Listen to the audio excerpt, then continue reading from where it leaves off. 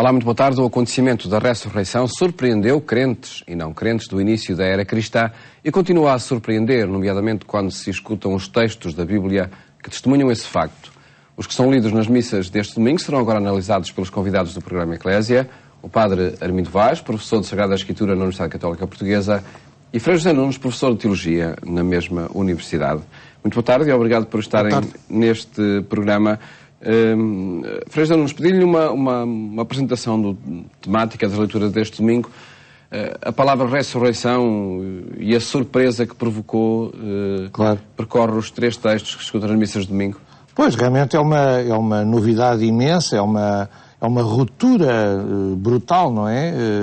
Que acontece em Jesus e na vida daqueles que tinham partilhado a existência com ele, não é? E, portanto, homens maus e cheios de violência tinham morto Jesus, os discípulos ficaram completamente desorientados, com medo, sem sentido para a vida, e depois sentem que Jesus está vivo.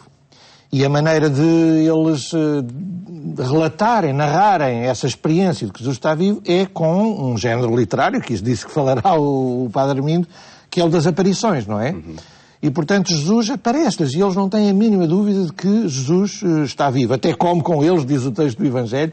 E eu queria só fazer ressaltar uma coisa, é que neste texto, que é de São Lucas, há como que um paralelismo, uma repetição do que aparece também em São João, sobre os frutos, as consequências imediatas da presença do ressuscitado. Quer dizer, o ressuscitado aparece aos discípulos e então aparecem imediatamente consequências. Primeira coisa que diz, a paz esteja convosco. É isso também que Jesus diz no Evangelho de João, quando aparece aos...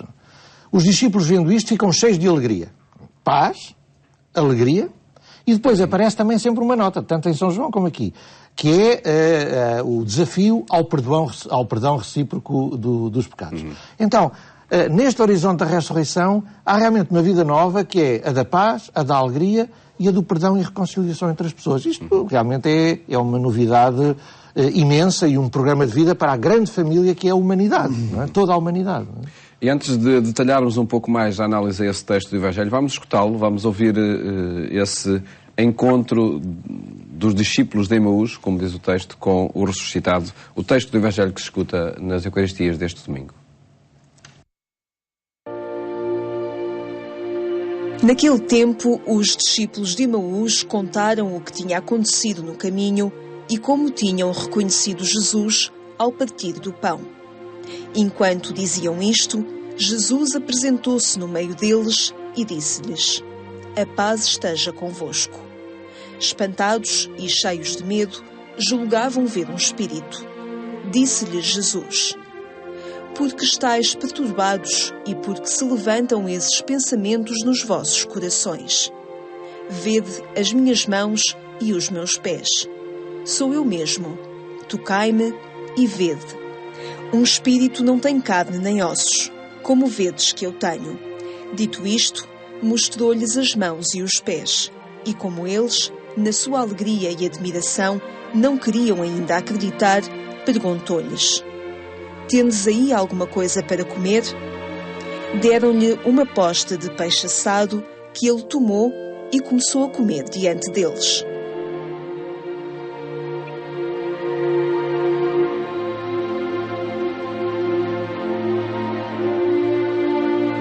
O texto que relata este encontro de Jesus com os discípulos de Emaús, antes de irmos ao texto propriamente dito, Padre Armindo Vaz, que estilo literário é este, como há pouco dizia o Frei José Nunes? Se prestamos atenção a esta linguagem, facilmente nos apercebemos de que não é a linguagem da história propriamente dita. Não é um texto que tenha a pretensão de fazer uma informação objetiva e factual de acontecimentos sucedidos tal e qual estão aqui narrados. Esta é uma linguagem figurativa. É uma linguagem preponderantemente simbólica, usa vários símbolos, várias figuras, E, portanto, não podemos fixar-nos somente na letra, nem podemos interpretar o texto de forma literalista. Interessa então fixar o objetivo do texto? Exatamente. Qual será? Está. Podemos dizer que este tipo de linguagem se pode definir como um relato de aparição. Muito próprio do Antigo Testamento, já na Bíblia, mas também aparece muito frequentemente no Novo Testamento, nomeadamente para descrever as aparições de Jesus ressuscitado, ou seja, para significar a percepção profunda, mas real, de Jesus como vivo. Era isso que os apóstolos e a comunidade primitiva sentiam.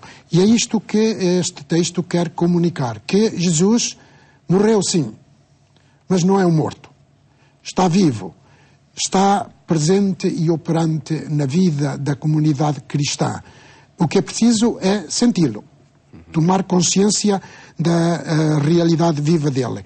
Aqui esta linguagem chama a atenção para 3 momentos essenciais onde nós não podemos fixar-nos à letra. Em primeiro lugar, os discípulos aparecem espantados e cheios de medo, o que não seria normal que acontecesse se realmente, por outro lado, estavam cheios de alegria.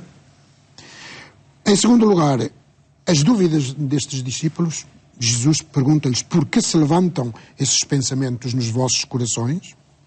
E, em terceiro lugar, Jesus aparece aqui a comer uma posta de peixe e mostra-lhes as mãos e os pés. Ora, os sinais da cruz, não é? Da cruz.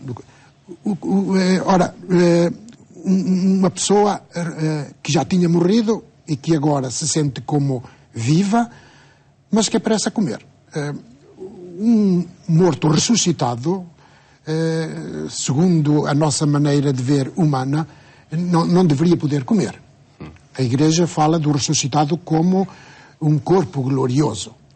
Corpo quer dizer pessoa. É uma pessoa que está completamente no mundo de Deus, mas pela força do Espírito. É um corpo espiritual. Então, o que querem dizer estes pormenores? É sobretudo o de mostrar as mãos e os pés e o de comer uma posta de peixe. Estes elementos, nestes relatos de aparição, querem significar que o Cristo, sentido vivo por aqueles que lhe aderiam na fé, era exatamente o mesmo que tinha vivido, morrido e sido crucificado. Não é um fantasma. Não é uma aparição fantasmagórica, mas é uma sensação real. Esse Jesus é o mesmo Jesus histórico que os discípulos conheceram, embora já não o pudessem conceber de maneira idêntica. Porquê? Porque ele vivia numa condição diferente, na condição do Espírito. Estes textos, portanto, querem indicar que, embora sob forma luminosa, Jesus continuava em comunhão com os discípulos. Tendo entrado definitivamente no mundo de Deus, não tinha passado para um outro mundo isolado e sem comunicação. Não. Continuava em relação com o nosso mundo de humanos. Estes textos, estes pormenores realistas, por exemplo, de comer, exprimiam a real inserção de Jesus ressuscitado nas realidades cotidianas da história humana. Queriam significar que Jesus não está para além ou fora da vida humana, da minha vida real, mas é parte dela e vivifica a minha vida real, está dentro dela, é um agente de transformação dela. Estes pormenores, então, finalmente significam que Jesus se pode encontrar comigo de forma real, embora invisível. Em vez de ser anunciada como uma ideia abstrata, a ressurreição de Jesus é apresentada aqui, assim, como uma realidade e um princípio que transforma a nossa existência humana. Uma ideia que o Padre Armindo Vaz retoma de um livro que escreveu, onde analisa este texto, um livro, Entender a Bíblia e Viver a Palavra, onde Faro, enfim, retoma muitos dos textos que nós aqui vamos analisar. Sobretudo este texto dos discípulos de Emaús e a conclusão desse relato na comunhão dos outros 11 apóstolos, que é este texto. Neste enfim, percurso que nós queremos sempre fazer também para atualizar enfim, as mensagens destes textos, Frei José Nunes, de que forma é que o realismo de que falava o Padre Armindo Vaz pode ser hoje vivido e depois de entendido, acredito? A atualização da mensagem da ressurreição e o realismo da aparição, isso não só é extremamente fácil, como é importantíssimo. A atualização disso para as nossas vidas, eu acho que é facílimo. Eu acho que é facílimo. Porque o próprio texto diz... as pessoas ainda não tinham percebido que o Filho do Homem tinha que morrer para ressuscitar depois. Essa é a experiência que nós fazemos na vida. A nossa vida está semeada de mortes. E o que a ressurreição de Jesus, entre outras coisas, quer também significar, é que se a morte, que é o maior inimigo do homem, pode ser vencida, e pôde ser vencida em Jesus, também as pequenas, entre aspas, mortes das nossas vidas podem ser vencidas. E isso realmente é de uma atualidade e de uma importância. Isso significa que nós, que vivemos uma vida semeada de contradições, a tristeza pode ser transformada em alegria. O sem-sentido pode ser transformado em confiança. O desânimo pode ser transformado em esperança. A miséria pode ser transformada em abundância.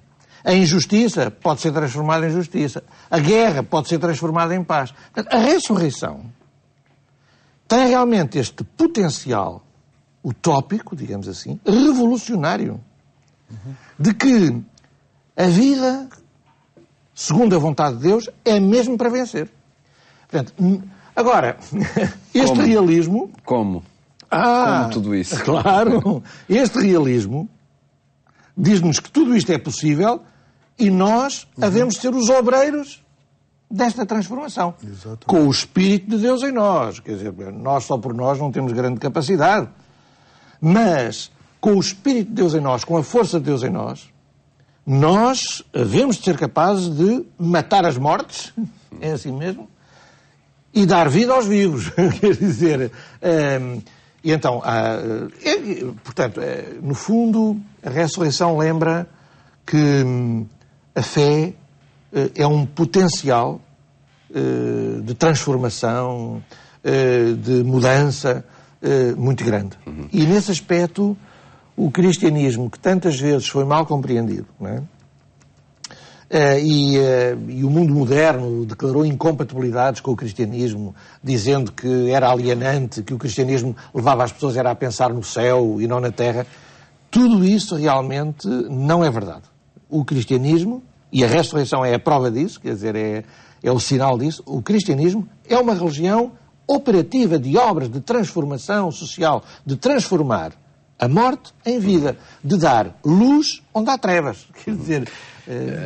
Ainda para detalhar um pouco todo esse processo, e a partir do texto do Evangelho, paz, alegria, perdão, é por aí? São as formas de paz, alegria, transformação? Perdão. Sem dúvida, isso, por exemplo, nas relações interpessoais, paz, alegria, perdão.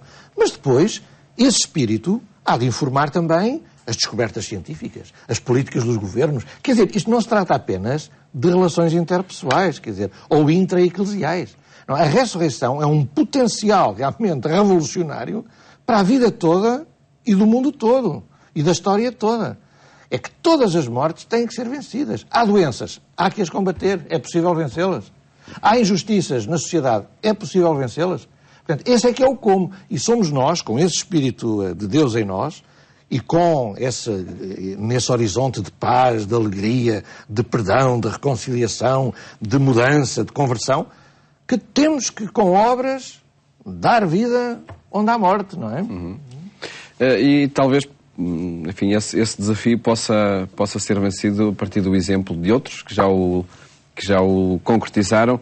E analisámos o texto O primeiro texto que se escuta nas Eucaristias este domingo, a primeira leitura é do livro dos Atos dos Apóstolos, no capítulo 3, onde são apresentados aí de que forma é que este acontecimento da ressurreição foi vivido pelos primeiros cristãos. O autor do livro diz: mataste o autor da vida, mas Deus ressuscitou dos mortos. Exatamente. Temos aqui espelhada a nossa existência humana quase em duas formas de a afrontar e de nos confrontarmos com ela. Uma é a da morte, a outra é a da vida. Temos aqui um confronto quase titânico entre a morte e a vida. Vós negastes o santo e o justo e pedistes a libertação de um assassino. Isto é, vós negastes aquele que dá a vida e pusestes no palco aquele que mata a vida. Matastes o autor da vida, mas Deus ressuscitou dos mortos. Matastes o autor da vida. Os judeus de então que deram morte a Jesus. Mas Deus, através de Jesus, quer indicar-nos que nesta luta da morte contra a vida, na existência humana, quem leva a melhor não pode ser a morte. Não é a morte. Quem leva a melhor é a vida.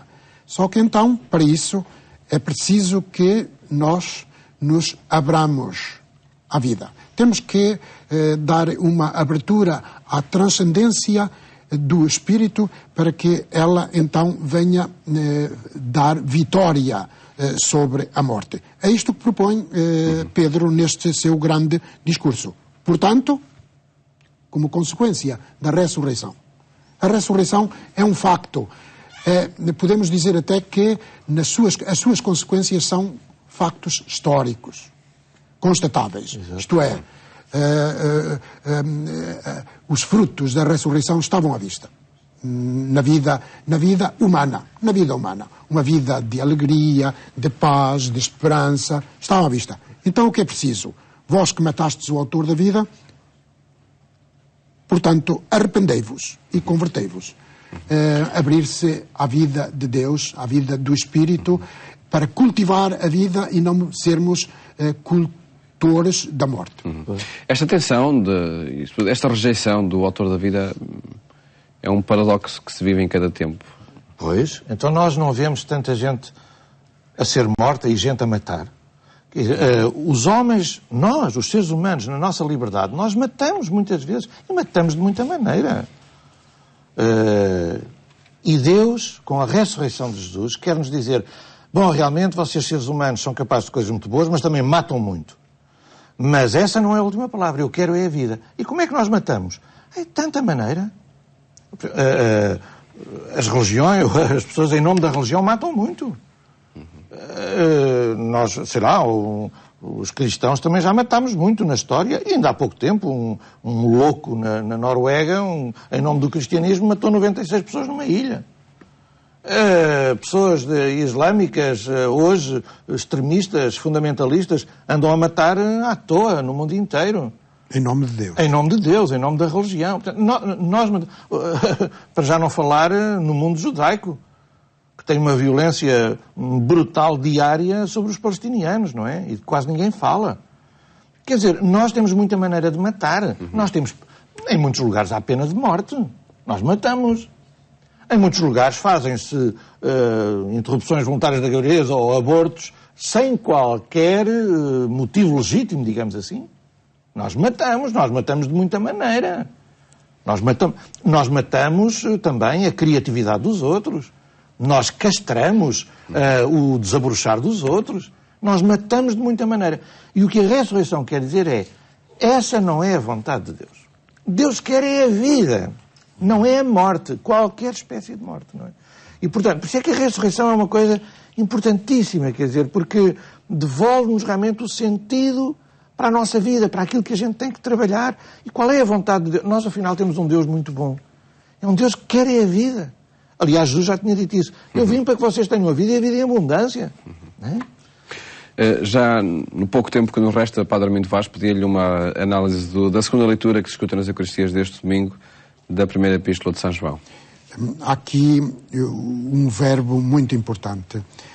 E nós sabemos que o conhecemos. Que conhecemos Deus, Jesus. Nós sabemos que o conhecemos como? Se guardamos os seus mandamentos. Aquele que diz conhecê-lo e não guarda os seus mandamentos é mentiroso. Mas se alguém guardar a sua palavra, nesse o amor de Deus é perfeito. Este verbo conhecer não significa um conhecer intelectual. O verbo está em grego, no original do Novo Testamento, mas a mentalidade é hebraica. E o verbo conhecer em hebraico supõe sempre uma experiência íntima, profunda, entre o sujeito que conhece e o objeto conhecido. Faz a experiência do objeto conhecido. Portanto, conhecer Deus é ter uma experiência íntima dele, e este conhecimento leva sempre para o amor. O amor é que é mesmo o critério para reconhecer se nós estamos em Deus e se vivemos segundo os critérios do Evangelho de Jesus. Mensagens que se apresentam nestes textos num ambiente de ressurreição, não é? De Páscoa que se vive nestes dias. Agradeço-vos terem estado aqui neste programa a apresentar estes textos que se escutam nas Eucaristias deste domingo, e mais logo fazemos-lhe companhia também na Antena 1, onde o programa Eclésia pode ser escutado pelas 22h45. Desejo uma boa tarde, bom fim de semana, até a próxima segunda-feira, se Deus quiser.